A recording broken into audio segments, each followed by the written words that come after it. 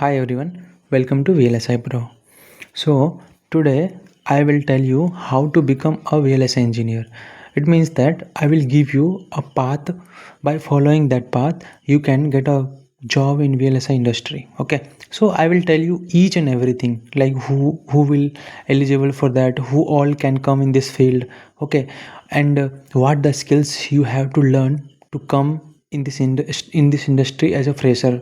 All these things I will tell you. So the things is the lecture will be in Hindi. Okay, so I will upload all the video first in Hindi. If we will get good response then we will plan for English as well. Okay, आज का जो topic है यार वो है अपना road map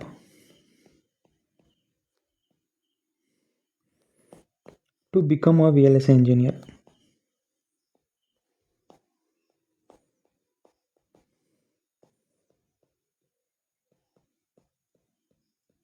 okay, तो देखो यार, ये जो पूरा रोड मैप है इसको मैं स्टेप बाय स्टेप समझाता हूँ. तो देखो, मैं ऐसा क्वेश्चन की तरह लेता हूँ एंड देन उसको आंसर करने की कोशिश करता हूँ अच्छे से. तो देखो, लोगों को सबसे पहला जो डाउट आता है वो क्या आता है कि व्हाट इज़ VLSI, राइट. ठीक है, इसके बाद क्या डाउट आता है भाई कि दूसरा इसमें कौन कौन आ सकता है, राइट. तो इसमें कौन कौन आ सकता है उससे पहले डाउट होता है वो ये कि what are the roles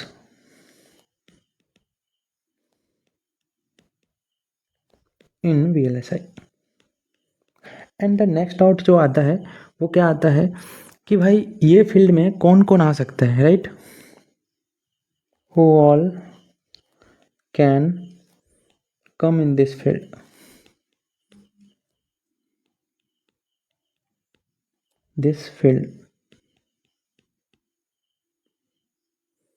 okay, and the चौथा डाउट जो आता है वो आता है कि यहाँ पे हमें क्या स्किल्स चाहिए, राइट. स्किल्स भी तो ज़रूरी है. तो what are the skills required.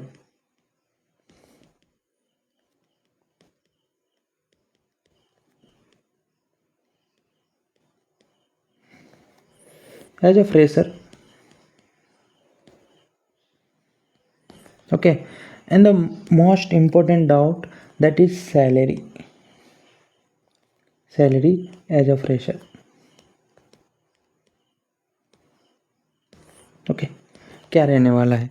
तो ये बेसिकली देखो, अगर मैं इतना डाउट को क्लियर कर देता हूँ तो इसका मतलब क्या हुआ कि तुम्हारा ये तो सारा कुछ क्लियर हो जाएगा. कैसे VLSI में आना है, VLSI क्या है, ठीक है. उसके बाद कौन कौन आ सकता है, उसके बाद क्या क्या स्किल्स चाहिए, राइट. तो ये सारा चीज़ तो क्लियर हो जाएगा. तो चलो अपन वन बाय वन ये सारा चीज़ को समझ लेते हैं. ठीक है, तो सबसे पहला जो क्वेश्चन था वो था what is VLSI.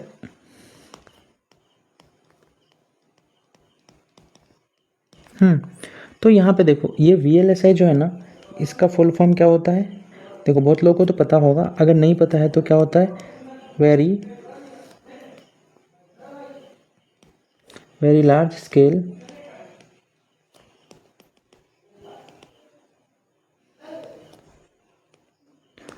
Scale integration. अब देखो, इसका क्या मतलब हुआ बेसिकली. अगर मीनिंग का बात करोगे ना तो वो तो बेसिकली ईजिली समझ में आ जाएगा. मीनिंग का क्या मतलब हुआ कि बेसिकली ये एक प्रोसेस होता है, right. Process of integrating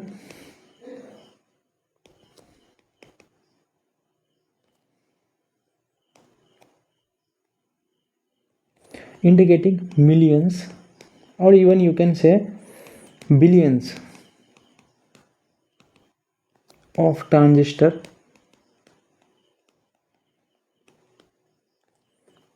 in a single chip.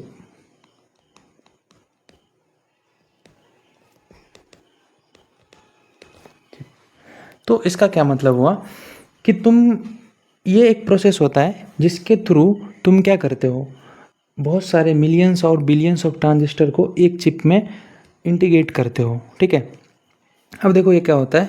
So basically ऐसा नहीं करते, हम यूज़ करते हैं एक टेक्नोलॉजी का, राइट, जिसको बोलते हैं process node technology. Node technology, right.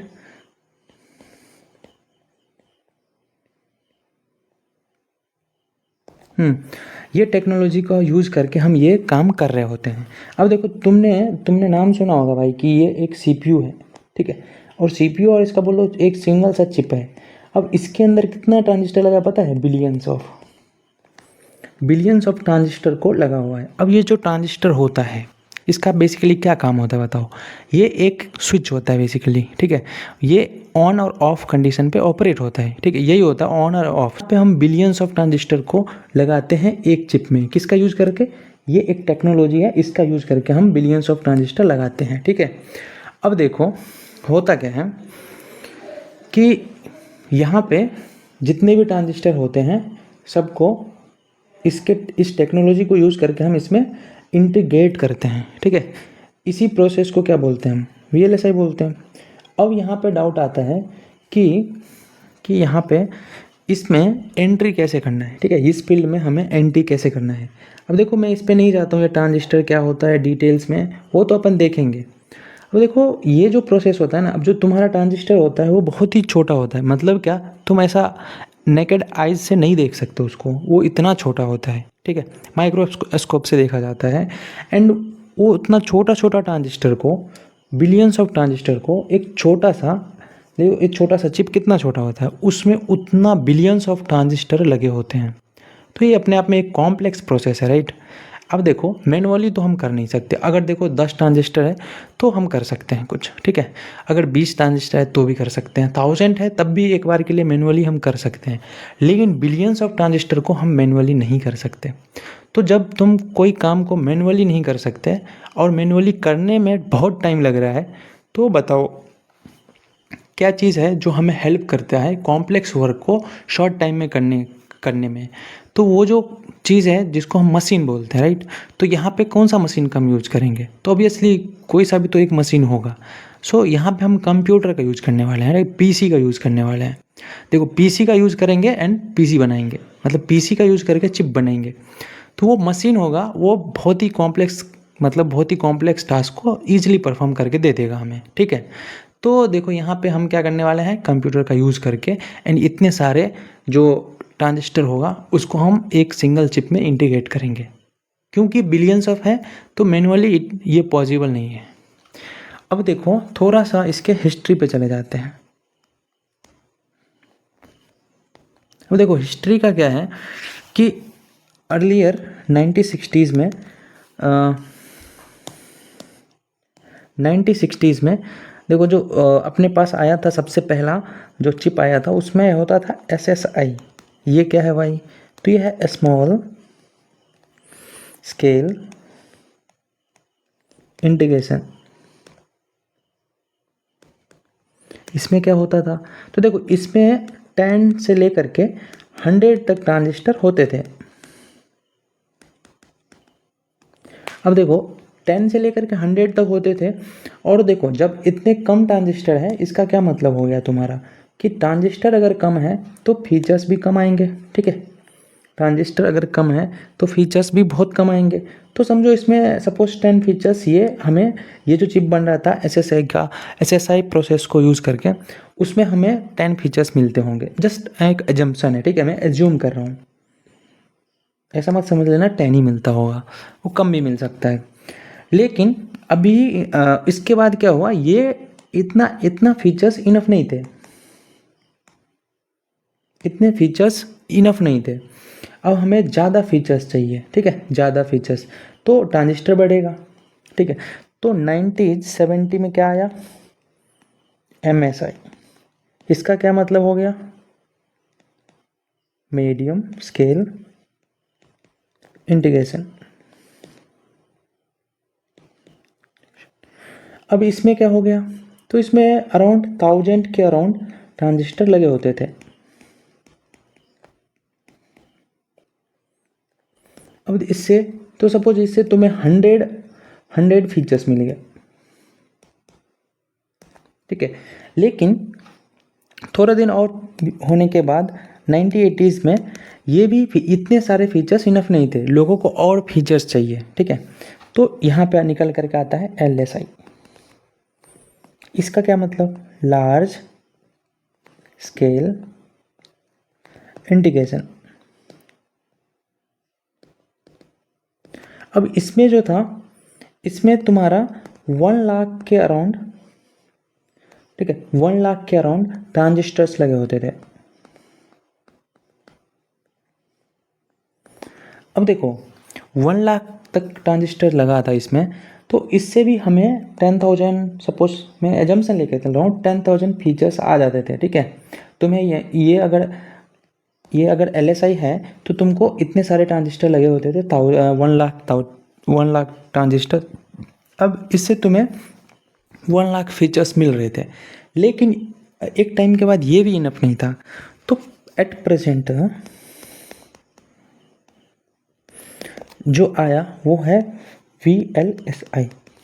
अब इसमें क्या हो गया भाई, ये जो टेक्नोलॉजी है, ये जो प्रोसेस है, इसमें वेरी लार्ज स्केल इंटीग्रेशन। अब इसका क्या मतलब हो गया भाई, देखो यहाँ पे तुम्हारा बिलियंस ऑफ ट्रांजिस्टर लगे होते हैं, ठीक है।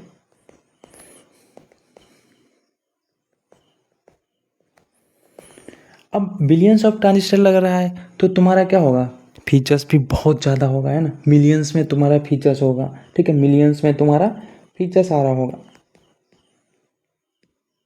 अब देखो ना तुम कितना सारा पहले आता था, DSP, डिजिटल सिग्नल प्रोसेसिंग, जो कि ऑडियो वीडियो सबके लिए यूज होता था। उससे पहले आता था IPS, image processing, image that क्या बोलते हैं, इमेज प्रोसेसिंग यूनिट।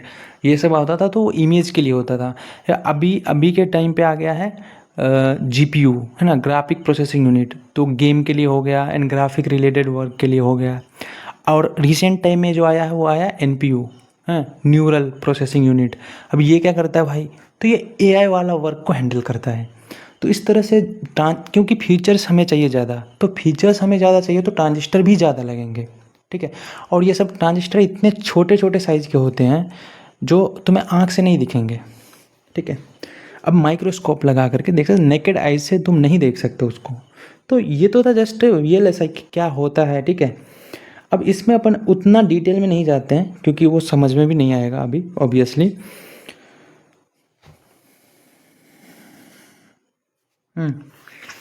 तो अब हम बात कर लेते हैं अपना नेक्स्ट क्वेश्चन। आई होप कि ये समझ में आ गया होगा। अगर नहीं आया ना तो तुम मुझे कमेंट करो एंड मैं आंसर करूँगा, ठीक है।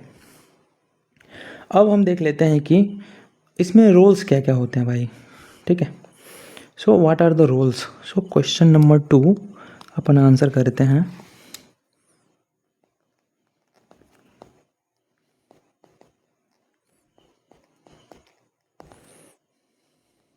तो देखो ऐसा तो मैं एक ट्री बनाता हूँ, इससे ज़्यादा समझ में आएगा VLSI करके।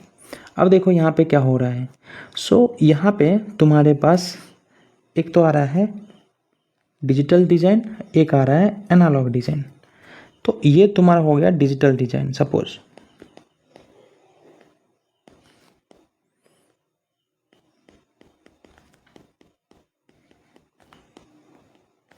एंड ये हो गया तुम्हारा एनालॉग।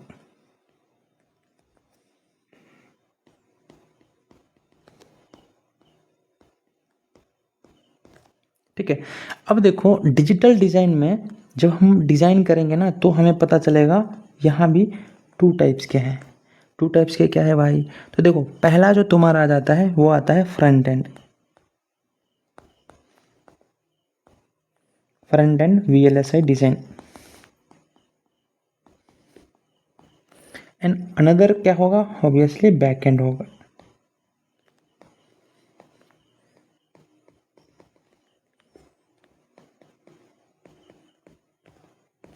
ठीक है।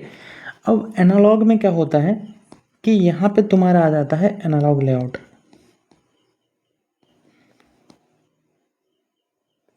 उसके बाद क्या आ जाता है AMS।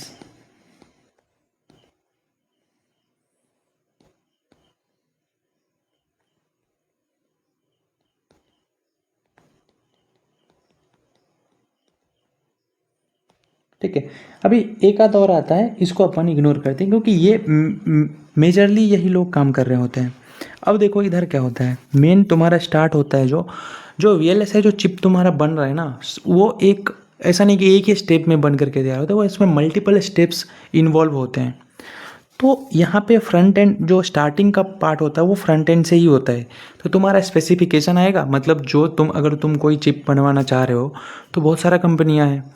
तो अगर तुम क्लाइंट हो तो तुम्हारा कुछ रिक्वायरमेंट होगा, राइट। तुम उस चिप को कहीं पे स्पेसिफिक जगह पे यूज़ करने वाले होंगे, तो तुम कंपनी को स्पेसिफिकेशन बताओगे, वो एक डॉक्यूमेंट तैयार करेगा एंड देन वो दे देगा किसको, RTL टीम को। अब RTL टीम क्या करता है, उसको कोड से डिज़ाइन करता है, राइट। कोड लिख लिख करके डिज़ाइन करता है पहले उसको, देन वो कहाँ पे जाएगा, वेरिफिकेशन पे जाएगा, that is called functional verification. तो वो फ्रंट एंड पार्ट में आएगा, ठीक है।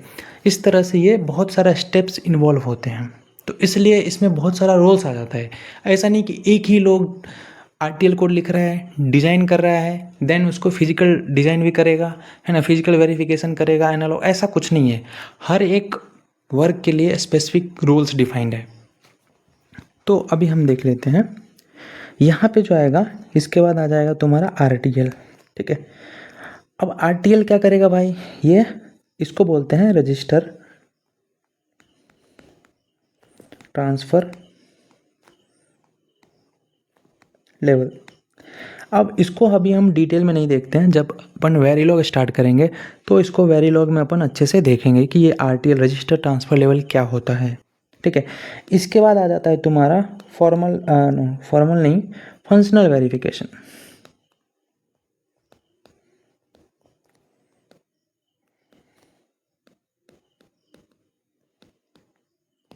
ठीक है, इसके बाद क्या आता है भाई तुम्हारा, इसके बाद आता है सिंथेसिस। मैं ओवरऑल बता रहा हूँ, ठीक है। इस बीच में और भी कुछ भी होता है थोड़ा बहुत, वो ये लोग ही हैंडल कर लेता है, ठीक है। अब इधर बैक एंड में तुम देखोगे ना, तो सबसे पहला आता है फिजिकल डिज़ाइन,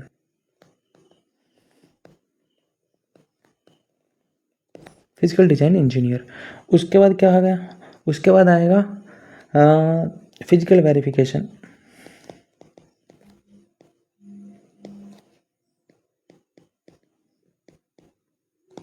इसमें बहुत कुछ होता है ना, फ्लोर मैपिंग वगैरह होता है, उसको अपन नहीं देख रहे हैं अभी, जस्ट अभी ओवरव्यू ले रहे हैं कि कैसा कैसा काम कर रहा होता है इसमें। इसके बाद जो आ जाता है वो आ जाता है तुम्हारा STA। तो ये लोग ये STA भी हैंडल कर लेते हैं। STA मतलब स्टैटिक टाइमिंग एनालिसिस। अब ये जस्ट एक ओवरव्यू है, अभी मैं पूरा कुछ बताऊंगा ना तो समझ में नहीं आएगा, इसके लिए मैं जस्ट ओवरव्यू दे रहा हूँ। तो देखो यहाँ पे काम स्टार्ट होगा इधर पे, एंड जो फिनिश होता है वो फैब्रिकेशन के बाद होता है, तुम्हें चिप मिलेगा। उसके बीच इतने सारे स्टेप्स इन्वॉल्व हैं, मतलब क्या, ये एक काम करेगा, ये एक काम करेगा, ये एक काम हो गया, ठीक है। इस तरह से तुम्हें बहुत ही, देखो इतने सारे स्टेप्स इन्वॉल्व होते हैं। तो ऐसा तो है नहीं कि एक ही लोग ये सब करके दे देगा, नहीं देगा, राइट। तो यहाँ पे अलग अलग टीम होता है एंड उस टीम का एक स्पेसिफिक वर्क होता है। जैसे एक टीम होगा वो डिज़ाइन करेगा, एक टीम होगा वो वेरिफिकेशन करेगा, एक टीम होगा वो सिंथेसिस करेगा, और ये लोग भी सिंथेसिस कर लेते हैं, और एक टीम होगा वो फिजिकल करेगा, ठीक है। ये सब चीज़ अलग अलग टीम कर रहे होते हैं। अब आ जाते हैं कि अपन क्या करने वाले हैं एंड अभी मैं क्या सिखाने वाला हूँ आप लोग को, ठीक है। तो देखो अभी मेरा पूरा टारगेट है इस पार्ट पे, ठीक है, RTL वाला पार्ट पे, एंड पहले इसको कंप्लीट करेंगे, देन हम फंक्शनल वेरिफिकेशन पे आएंगे। तो ये दोनों पार्ट हम अभी कंप्लीट करने वाले हैं, ये मैं ही पूरा कराने वाला हूँ हिंदी में, जितना भी इसके लिए चाहिए मैं कराऊँगा। वेरीलॉग हो चाहे सिस्टम वेरीलॉग चाहे UVM जो भी हो, वो अपन देखेंगे यहाँ पे। अब देखो जो लोग नया है, जिसको कुछ आइडिया नहीं है, उसको ये सब टर्म सुन करके ना थोड़ा अलग लग रहा होगा कि ये सब क्या है। तो जब तुम इंडस्ट्री में एग्जैक्टली वर्क कर रहे होगे ना, तो ये सारा यही चीज़ तुम कर रहे होगे VLSI फील्ड में, जो मैं अभी बोल रहा हूँ, ठीक है।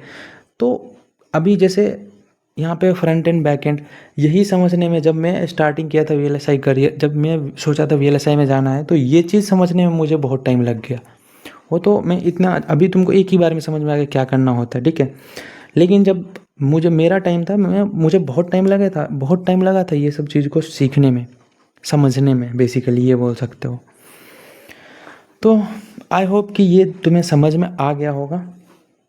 अगर नहीं आ रहा है तो कोई बात नहीं भाई, स्टार्ट करो एंड धीरे धीरे आ जाएगा, ठीक है। स्टार्ट करो, पहले थोड़ा कॉम्प्लेक्स लगेगा स्टार्टिंग में, बट यकीन मानो ये आ जाएगा, उतना कॉम्प्लेक्स भी नहीं है। तो अभी इसके बाद जो नेक्स्ट क्वेश्चन था अपना, वो देख लेते हैं क्या था वो। So who all can come in this field, ये क्वेश्चन बहुत ही इम्पोर्टेंट है, ठीक है। तो अपना अभी नेक्स्ट क्वेश्चन है,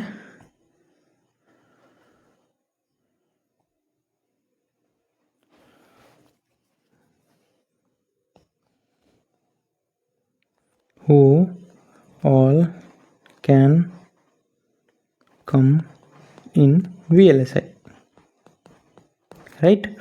अब देखो, इसको आंसर करने के लिए मैं डिवाइड कर देता हूँ। जैसे बीटेक वाले हो गया है ना, कुछ BSc MSc वाला होगा लोग, उसके अलावा कुछ कौन हो सकता है, तो तुम्हारा MTech वाला होगा। तो अलग अलग तरह के लोग हैं, उसके अकॉर्डिंग मैं इसको डिवाइड करके बताता हूँ, ठीक है। तो देखो, सबसे पहले बीटेक वाले लोग होंगे, उसके बाद MTech वाले लोग होंगे, उसके बाद क्या हो सकते हैं, जो BSc एंड BSc के साथ साथ, अभी इसका एंड नहीं समझ लेना यार, BSc plus MSc in physics, ये स्पेसिफिक है, राइट, फिजिक्स। अब चलो वन बाय वन देख लेते हैं। तो देखो, इसमें भी दो तरह के लोग हो सकते हैं। एक तो वो जो ऑलरेडी बीटेक कंप्लीट कर चुके हैं, यानी कि वो बीटेक 2014 से लेकर के 2025 के बीच में कंप्लीट कर चुके हैं। एंड दूसरा लोग वो कि अभी 2026 है ना, या फिर बोल सकते हो 2027 2028, इसमें वो बीटेक कंप्लीट करने वाले हैं, इस ईयर में वो बीटेक कंप्लीट करने वाले हैं। अब एमटेक के साथ भी ये हो सकता है, 2014 से लेकर के 2025 तक, वो तो पास आउट वाले हो गए। इसके अलावा जो अभी कर रहे हैं 26 27 या फिर 28, वो तो अभी एडमिशन भी नहीं लिए, इसको छोड़ दो, ठीक है। तो इतने सारे लोग हो सकते हैं। सेम MSc में भी हो सकता है। तो देखो, अगर तुम अभी बीटेक कर रहे हो, ठीक है, तो तुम्हें क्या पढ़ना चाहिए, एंड तुम अभी बीटेक नहीं किए हो तो तुम्हें क्या पढ़ना चाहिए। तुम अभी बीटेक कर ही रहे हो, नहीं किए का मतलब क्या हो गया, नहीं किए का मतलब अभी तक किया नहीं है, वो अभी कर रहा है। तो अभी इसमें जो ब्रांच होगा वो मैं बता देता हूँ एक बारी। तो देखो, बीटेक में तुम्हारा इसमें कौन कौन आ सकता है, EC वाले आ सकते हैं भाई, EE वाले आ सकते हैं, इसके अलावा EEE वाले आ सकते हैं, इसके अलावा भी कोई आ सकता है क्या, बिल्कुल IN वाले आ सकते हैं, इसके अलावा CS वाले आ सकते हैं, ठीक है। तो अभी क्लियर हो गया कौन कौन इस फील्ड में आ सकता है। अब MTech में देख लेते हैं। MTech में तो स्पेसिफिक है भाई, VLSI में होना चाहिए, माइक्रो इलेक्ट्रॉनिक्स एंड VLSI करके ब्रांच होता है, उसमें होना चाहिए। स्पेसिफिकली अगर बोलो तो VLSI में होना चाहिए, ठीक है। MTech के लिए फिक्स है। BSc एंड MSc के लिए मैंने पहले बता दिया, ठीक है। ये किस में होना चाहिए, फिजिक्स में होना चाहिए, तो इसमें आ सकते हो। और पास आउट का सेम हो गया भाई, इसमें भी देख लो, इसमें भी 2014 से लेकर के 2025 पास आउट हो या फिर अभी कर रहे हो,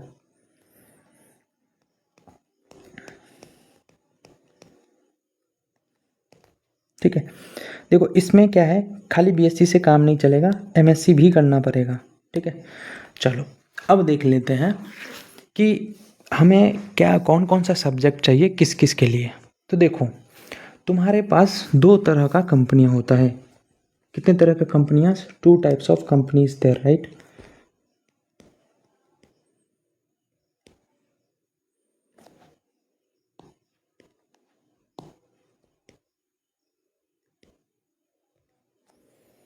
क्या क्या हो गया भाई, तो देखो, एक तो होगा तुम्हारा प्रोडक्ट बेस, दूसरा हो गया सर्विस बेस। इसका क्या मतलब हो गया, service based and product based. तो तुम्हारा इंटेल, जैसे इंटेल हो गया, ठीक है, सैमसंग हो गया, AMD हो गया, इस तरह का कंपनियां हैं ना, जैसे AMD, एनवीडिया हो गया, तो ठीक है, अभी तुम्हारा क्वालकॉम हो गया, ये सब जो कंपनियां हैं ये सब प्रोडक्ट बेस्ड कंपनी, क्योंकि इसका प्रोडक्ट है। अब देखो तुम्हारे पास एसओसी हो गया, स्मार्ट एसओसी,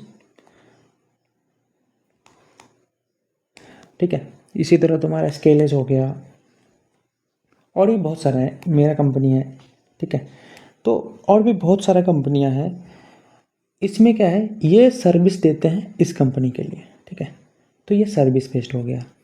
अब देखो, अगर तो तुम रीसेंट पास आउट हो, ठीक है, रीसेंट पास आउट मतलब ये वाला हो गया, पहले वाला हो गया, तो तुम्हारा ज़्यादा चांस है तुम सर्विस बेस में काम करोगे, क्योंकि तुम ऑलरेडी पास आउट हो चुके हो। और देखो, प्रोडक्ट बेस में ज़्यादातर कंपनियां कॉलेज से ही उठाती है, बाहर से तुम्हें बहुत कम मिलेंगे।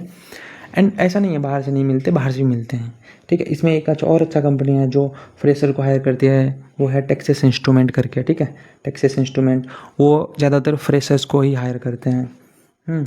चलो अभी इसको मैं इरेज कर लेता हूँ। अब देखो क्या है कि तुम अगर पहले पास आउट हो चुके हो, मतलब ऑलरेडी पास आउट हो एंड जॉब के लिए जॉब ढूंढ रहे हो, ठीक है, तो ज़्यादा चांस है तुम सर्विस बेस्ड में ही जाओगे। अब उनका क्राइटेरिया कुछ और होता है, प्रोडक्ट बेस का कुछ और होता है, मतलब वो जो क्वेश्चन पूछते हैं इनका सिलेबस थोड़ा सा अलग होता है, ठीक है, और ज़्यादा अलग नहीं होता है। प्रोडक्ट बेस में तुम्हें और कुछ एक्स्ट्रा कोर सब्जेक्ट वगैरह ऐड कर देता है, एंड सर्विस बेस में ऐसा इतना कुछ नहीं होता। वो टेक्निकल स्किल्स पे जो तुम वर्क करोगे उस पर वो ज़्यादा फोकस करते हैं। क्यों? क्योंकि देखो, प्रोडक्ट बेस्ड कंपनियाँ वो तुम्हें एक पर्टिकुलर स्पेसिफिक रोल्स के लिए नहीं हायर करता। वो कैसे हायर करता है, वो ऐसा हायर करता है कि तुम्हें वो कंपनी में जाओगे, ठीक है, इंटर्नशिप करोगे, तो वहाँ से वो तुम्हारा रोल्स डिफाइन करेगा। मतलब क्या हो गया कि तुमको अगर वो हायर कर रहे हैं तो तुम फिजिकल डिज़ाइन में भी जा सकते हो, फिजिकल वेरिफिकेशन में भी जा सकते हो, एनालॉग में भी जा सकते हो। वो एक पर्टिकुलर स्पेसिफिक रोल्स के नहीं हायर कर रहा है। लेकिन सर्विस बेस्ड कंपनियों में ज़्यादातर टाइम तुम्हें पर्टिकुलर रोल्स के लिए हायर करेंगे, ठीक है। तो इसके लिए उस पर्टिकुलर रोल्स के लिए पर्टिकुलर स्किल्स चाहिए होता है। तो चलो मैं वो एक बार बात कर लेता हूँ। अगर तुम ये सब पास आउट हो, ऑलरेडी पास आउट हो चुके हो, तो तुमको सबसे पहला जो स्किल चाहिए वो चाहिए एप्टीट्यूड। अब इसमें क्वांटिटेटिव प्लस रीजनिंग वगैरह ऐड कर लेना। इसके अलावा क्या चाहिए भाई? इसके अलावा चाहिए डिजिटल। इसके अलावा क्या चाहिए? तो देखो, मैं अभी बात कर रहा हूँ पर्टिकुलरली फ्रंट एंड के लिए। तो फ्रंट एंड में जो स्किल्स चाहिए वो मैं अभी बताता हूँ। लेकिन अगर बैक एंड में तुमको जाना है तो तुम पहले से डिसाइड करोगे, देन तुम्हें बैक एंड वाला स्किल्स लर्न करना होगा, ठीक है। तो मैं अभी फ्रंट एंड के लिए बता रहा हूँ। तो इसके अलावा तुम्हें चाहिए वेरीलॉग। इसके अलावा क्या चाहिए भाई तुम्हें? सिस्टम वेरीलॉग।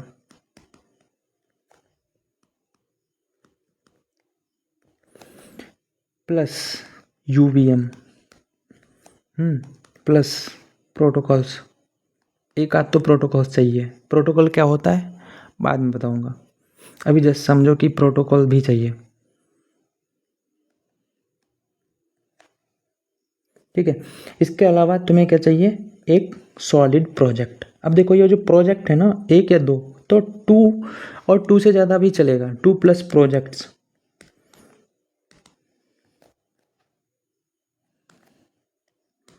अब ये सबको चाहिए, ठीक है, ये सबको चाहिए, इसलिए मैं यहाँ लिख देता हूँ, ये सभी लोगों को चाहिए, ये प्रोजेक्ट तो चाहिए।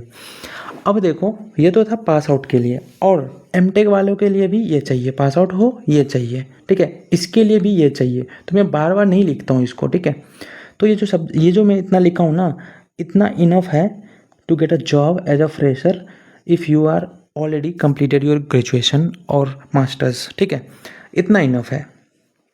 अब अगर तुम कर रहे हो, राइट, मतलब क्या, 2026 में पास आउट होने वाले हो, या फिर 2027 में पास आउट होने वाले हो, या फिर 2028 में होने वाले हो, ठीक है। तो इस केस में क्या होगा कि तुम्हें कौन कौन सा स्किल्स चाहिए वो मैं बता देता हूँ। तो देखो, ये एप्टीट्यूड तो चाहिए यार, इसके अलावा डिजिटल चाहिए, इसके अलावा नेटवर्क चाहिए। देखो मैं पूरा लिख नहीं रहा हूँ, ये होता है डिजिटल इलेक्ट्रॉनिक्स या फिर डिजिटल डिज़ाइन बोल सकते हो, ये होता है नेटवर्क थ्योरी या फिर सर्किट थ्योरी बोल सकते हो। प्लस इसके अलावा क्या चाहिए तुम्हें, एक सेकेंड यार, नेटवर्क थ्योरी के अलावा चाहिए तुम्हें एनालॉग इलेक्ट्रॉनिक्स, एनालॉग सर्किट बोल लो, एनालॉग इलेक्ट्रॉनिक्स बोल लो। प्लस इतना तो चाहिए। क्यों?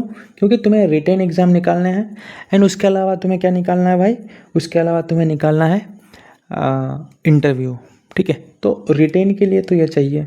इंटरव्यू में भी ये पूछ ही सकता है, ऐसा कुछ स्पेसिफिक नहीं है कि यही पूछेगा। इसके अलावा तुम्हें चाहिए वेरीलॉग। और अगर तुम्हें एसबी आता है मतलब सिस्टम वेरीलॉग, ओके, नहीं आता है कोई प्रॉब्लम नहीं भाई, चलेगा, इतना ही चाहिए। ठीक है, और यूवीएम तो चाहिए नहीं तुमको, प्रोटोकॉल भी कर लिया ठीक है, नहीं किया तब भी कोई दिक्कत नहीं है, उतना इतना इनफ है। अब आ जाते हैं अपन, ये तो बीटेक वाले के लिए। अब एमटेक वालों के लिए क्या है, तो देखो अगर तुम एमटेक ऑलरेडी पास आउट हो तो तुमको यही लगेगा, ये जो मैंने बताया ना, ये सारा चीज़ इधर कॉपी कर दो सेम। अगर तुम एमटेक कर रहे हो तो तुम्हारा ये सारा सब्जेक्ट तो सेम ही रहेगा।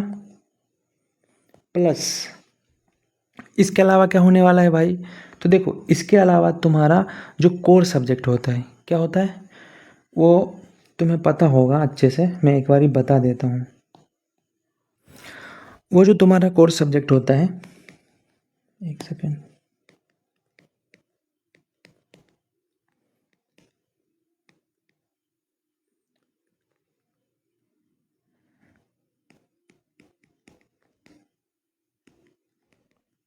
ये हो गया analogue and digital VLSI design. इसके अलावा क्या हो गया तुम्हारा, एक और सब्जेक्ट होता है that is called semiconductor device, है ना, एसडी, सेमीकंडक्टर डिवाइस। इसके अलावा तुम्हारा क्या हो गया, तुम्हें ईडीए टूल्स वगैरह जो होता है वो आना चाहिए। ठीक है, अब ये इतना इनफ है, इतना इनफ है इंटरव्यू एंड रिटेन निकालने के लिए। ठीक है, अब इसके अलावा जो तुम बीएससी वाले लोग हो ना भाई, उसको एक ये सब्जेक्ट आना चाहिए सेमीकंडक्टर डिवाइस। इसके अलावा तुम्हें क्या आना चाहिए, ये सब, ये जो मैं लिखा हूँ ऊपर, ये सब आना चाहिए। ठीक है, एप्टीट्यूड, डिजिटल वेरीलॉग, सिस्टम वेरीलॉग, ये सारा चीज़ तुम्हें आना चाहिए। ठीक है, अब मैं यहाँ पे लिख नहीं रहा हूँ। तो इतना करने के बाद तुम्हें एक जॉब मिलेगा वीएलएसआई इंडस्ट्री में, इतना सब करने के बाद। अब ये तुम्हें अभी ज़्यादा लग रहा होगा, बट यकीन मानो ये जो तुम चीज़ कर रहे हो करोगे वो सारा चीज़ प्रैक्टिकल थिंग्स है, ऐसा नहीं कि हिस्ट्री है। तो तुम्हें मज़ा आएगा, ठीक है, बहुत मज़ा आएगा करने में, क्योंकि ये सब चीज़ तुम जो करोगे वो तुम्हें दिखेगा एंड बहुत मज़ा आने वाला है रियली। तो इसमें ये बहुत ही इंटरेस्टिंग फील्ड है भाई।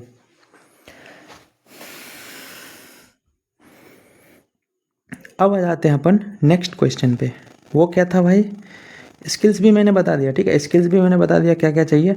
सैलरी क्या एक्सपेक्ट कर सकते हो यार, तो देखो यार सैलरी का क्या है, सैलरी का कि जब तुम्हारा एक्सपीरियंस 0 to 2 ईयर्स है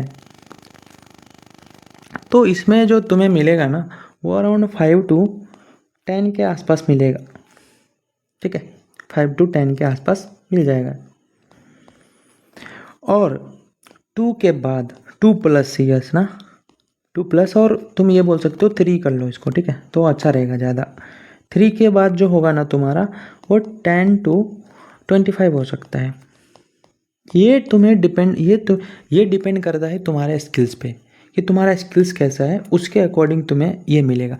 तो पैसा अच्छा मिलता है इस इंडस्ट्री में। ठीक है, अब आ जाते हैं अपन नेक्स्ट चीज़ पे। मैं एक दो चीज़ और बात कर लेता हूँ, क्योंकि देखो ये जो इंडस्ट्री है ना, इसमें बहुत सारे टूल्स जो होते हैं ना वो लाइसेंस्ड होते हैं। मतलब क्या, वो फ्री नहीं होता है भाई। तो इसके लिए क्या करना पड़ेगा, तो देखो इसके लिए जो अभी अपन क्या करेंगे, जो फ्री टूल्स है ना उसको यूज़ करके अपन सीखेंगे। उसके बाद हम क्या करने वाले हैं, उसके बाद हम देख लेंगे जो भी पेड वगैरह होगा वो तो अपन एक्सेस नहीं कर सकते हैं, ज़्यादातर चीज़ें सेम होती हैं। एक आध है वो देखेंगे, अभी ट्राई करेंगे, मैं सब बताऊंगा कैसे क्या करना है, ठीक है।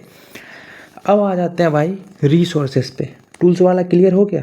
तो ज़्यादातर चीज़ें इसमें पेड है, लाइसेंस्ड है, राइट। फ्री कुछ भी, बहुत कम चीज़ है फ्री। अब आ जाते हैं अपन किस पे, तो एक इम्पोर्टेंट है रिसोर्सेस, रिसोर्सेस पे।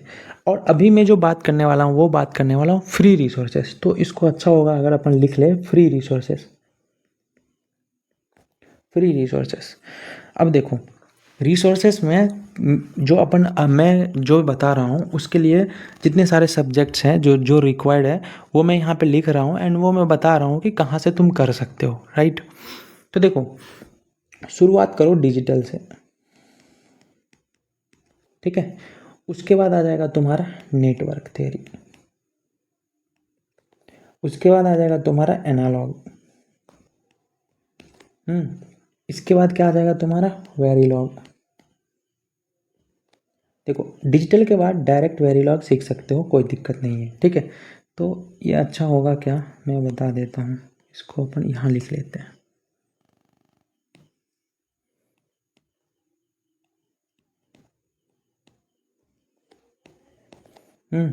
नेटवर्क थ्योरी, एनालॉग, ठीक है। उसके बाद तुम्हारा एफटी भी है,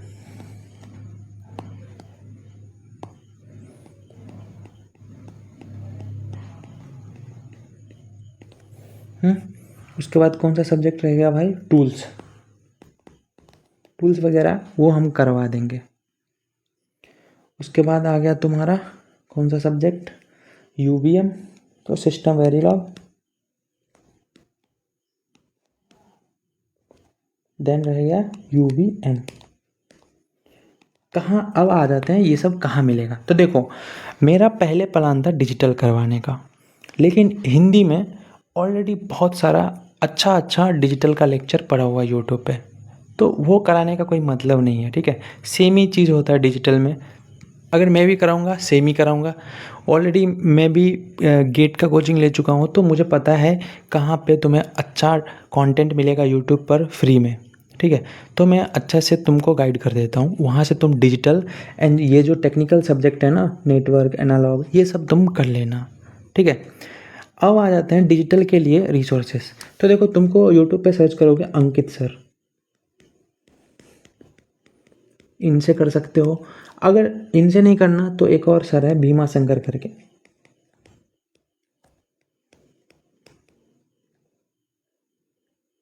भीमा शंकर सर, इनका देख सकते हो। मैं अभी चलो यूट्यूब पे मैं दिखा दूंगा, है ना। उसके बाद वेरीलॉग के लिए तो तुम्हें VLSI प्रो ही करना पड़ेगा, ये मेरा चैनल है भाई VLSI प्रो। और नेटवर्क के लिए भी तुम अंकित सर देख सकते हो या फिर भीमा शंकर सर, जहाँ से मैंने किया था, राइट, वो मैं बता रहा हूँ, और अच्छा कंटेंट है भाई, ठीक है। अब आ जाते हैं एनालॉग पे। तो देखो पहला तो अपना फिक्स है अंकित सर, अंकित गोयल का मैं बात कर रहा हूँ, अंकित गोयल सर हो गया। और एक मेरा फेवरेट है जहाँ से मैंने पर्सनली एनालॉग पढ़ा था, वो बहुत ही शानदार टीचर है, यूट्यूब पे तुम सर्च करना कामेश सर, कामेश सर, है ना, कामेश श्रीवास्तव करके इनका नाम है, तो तुम्हें आ जाएगा। मैं रिकमेंड करूँगा एनालॉग इधर से करना, बहुत मज़ा आएगा एनालॉग में सही में। और तुम अगर EDC करना चाहते हो ना, दैट इज़ कॉल्ड EDC, पता हो इलेक्ट्रॉनिक डिवाइस एंड सर्किट, तो ये भी तुम इनसे ही करना भाई, ये लेजेंड है कामेश सर। EDC तुम सर्च करना कामेश सर करके, वो आ जाएगा प्लेलिस्ट यूट्यूब पे हिंदी में, तुम्हें बहुत मज़ा आएगा, रियली मैं बता रहा हूँ। अगर करना होगा तो ये ऑप्शनल है, ठीक है, ये ऑप्शनल है, ये हटा देता हूँ मैं, ये ऑप्शनल है। अब आ जाता है एप्टीट्यूड। तो देख लेना यार यूट्यूब पे बहुत लोग पढ़ाया है एप्टीट्यूड, है ना, कहीं से भी कर लेना। मैं एक स्पेसिफिक चैनल रिकमेंड नहीं कर रहा हूँ एप्टीट्यूड के लिए, क्योंकि मैंने भी एक स्पेसिफिक से नहीं सीखा, बहुत सारे लोगों से मैंने एप्टीट्यूड सीखा, इसलिए। अब टूल्स के लिए तो तुम्हें इधर ही फॉलो करो भाई, VLSI प्रो, ठीक है। System Verilog VLSI pro, UVM VLSI Pro, ठीक है, चैनल्स।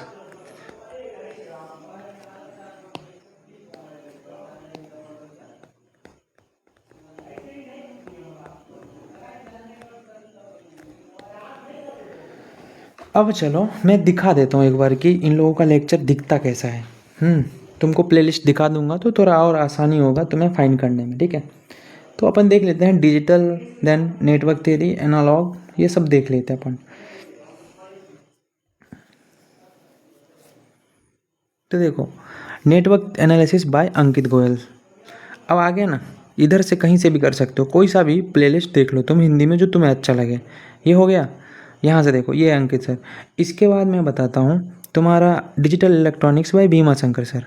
तो देखो ये सर है, बहुत ही अच्छा डिजिटल पढ़ाते हैं, यहाँ से तुम पढ़ सकते हो।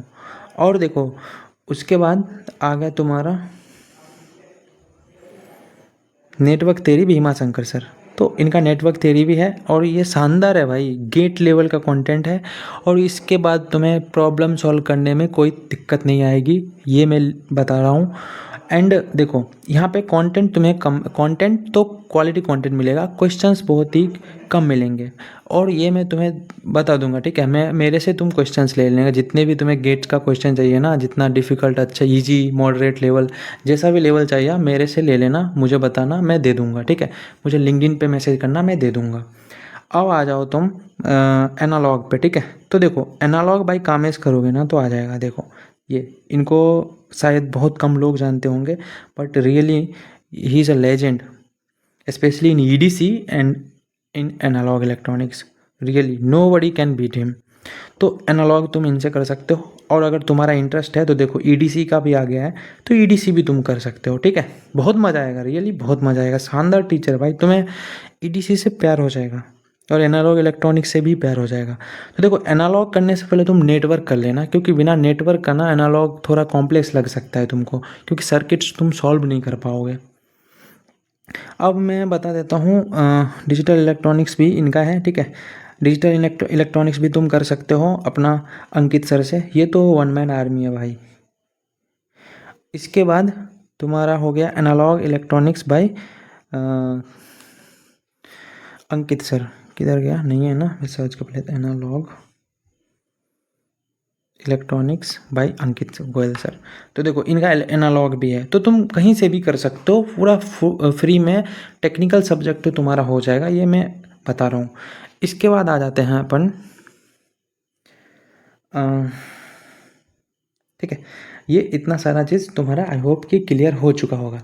अब देखो आई होप कि अभी कुछ डाउट होगा नहीं, एंड 43-44 मिनट्स का वीडियो ऑलरेडी हो चुका है, तो मैं इसको अभी कंप्लीट करता हूँ। बाकी मैं मिलता हूँ वेरीलॉग में, ठीक है। वेरीलॉग में अपन मिलते हैं, ठीक है। वेरीलॉग में अपन मिलते हैं, यहाँ पे अपन देखेंगे कैसा क्या करना है। एंड देखो वेरीलॉग से पहले जो लेक्चर होगा ना, 1-2 लेक्चर तो अपना चला जाएगा किसमें, टूल्स वगैरह समझने में, है ना, कैसे यूज़ करना है एंड उसका यूज़ क्या होता है। बहुत सारे बेसिक न्यू टर्म आएगा। मैं क्या बता रहा हूँ, जिसने कभी कुछ नहीं देखा होगा ना, उसके लिए पूरा न्यू होगा, हर कुछ न्यू होगा। कुछ भी ऐसा लगेगा हमें पहली बार सुन रहा हूँ, तो एग्जैक्टली तुम पहली बार ही सुन रहे होगे, तो टेंशन मत लो, थोड़ा दिन के बाद वो आसान हो जाएगा, ठीक है। तो अपन स्टार्ट करेंगे पहले वेरीलॉग, देन आगे जो भी मैं इधर लिखा हूँ ना VLSI Pro, वहाँ पे तुम्हें ये सारा सब्जेक्ट मिल जाएगा, ठीक है। ठीक है गाइस, बाकी बताना वीडियो कैसा लगा। एंड हाँ, ये मेरा पहला वीडियो है, अभी जब मैं अपलोड करूँगा तो मेरे चैनल पे 0 सब्सक्राइबर होगा, ठीक है। 0 सब्सक्राइबर, 0 लाइक्स, 0 कमेंट्स। तो मैं ये एज्यूम करके चल रहा हूँ, इसके बाद मेरा सब्सक्राइबर भी बढ़ना चाहिए, लाइक्स भी बढ़ना चाहिए, कमेंट्स भी होना चाहिए वीडियो में, ठीक है। ये मैं एज्यूम करके चल रहा हूँ, बाकी तो आप लोग के ऊपर है। और ये बताना कंटेंट कैसा लगा, क्योंकि देखो मुझे इतना एक्सपीरियंस नहीं था पढ़ाने का, इसलिए थोड़ा सा तो अभी अलग लग रहा होगा। बाकी हाँ, थोड़ा टाइम टू टाइम हो जाएगा सब, ठीक है।